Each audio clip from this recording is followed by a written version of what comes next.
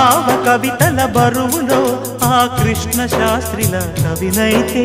హాయి రెమ్మల కోయిలమ్మకు విరుల ఋతువు వికసించదా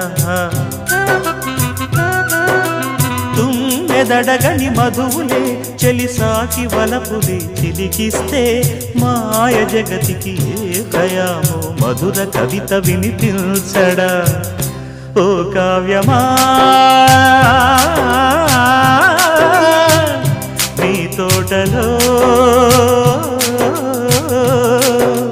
నవరస పోషణి గాలిగా నవ్విన పూలే మాలగా పూజకే సాధ్యమా తెలుపుమా అందమా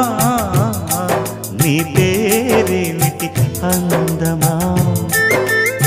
అందమా నీ పేరేమిటి అందమా